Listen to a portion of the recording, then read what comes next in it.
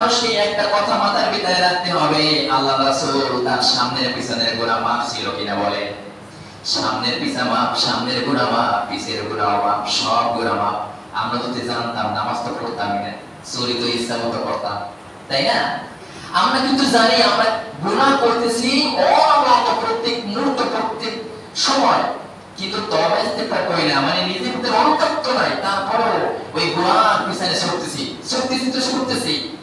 কিন্তু আল্লাহ রাসূলকে আল্লাহ বলেছেন, আমার রাসূল হলো এমন বিশাল চরিত্রের অধিকারী, সেই চরিত্র মাপার মতো যন্ত্র কোন যন্ত্র দুনিয়াতে নাই। যার গভীরতা কত, যার প্রশস্ত কত, যার ওই কত, এই কোন সাইডে মাপার কোন ক্ষমতা নাই, ওজন দেওয়ার পালা নাই। আমার রাসূল হলো এত বড় আমার রাসূল।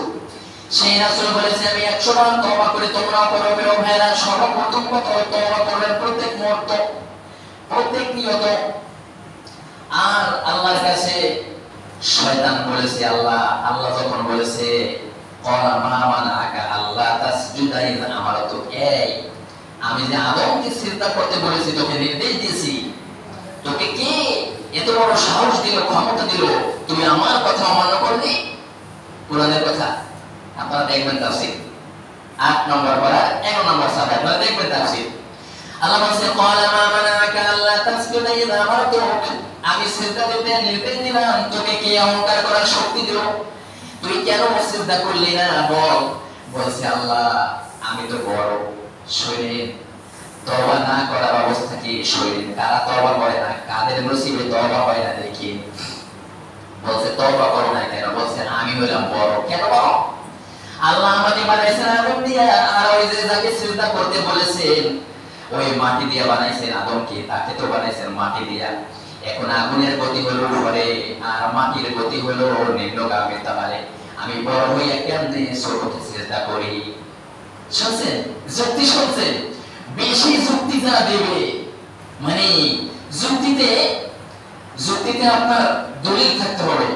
দলিল ছাড়া যুক্তি দিলে তাহলে সেই দলিল টিকবে না।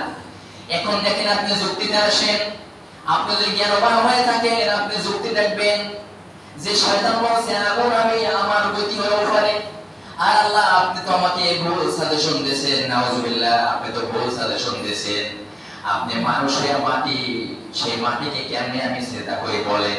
যদি শয়তানের, যদি ইবলিসের যদি মেধা থাকতো, ও যদি জ্ঞানী থাকতো, তাহলে মনে করতো কোনো কথা নেই, আমার অভিভাবক, আমার গার্ডিয়ান আল্লাহ, তিনি আমাকে সিজদা দিতে নির্দেশ দিয়েছেন, তাকে কোন জায়গায় সে দেখার আমার সময় নেই, সে দেখার সময় আমার নেই, আমাকে আল্লাহ সিজদা দিতে বলেছেন।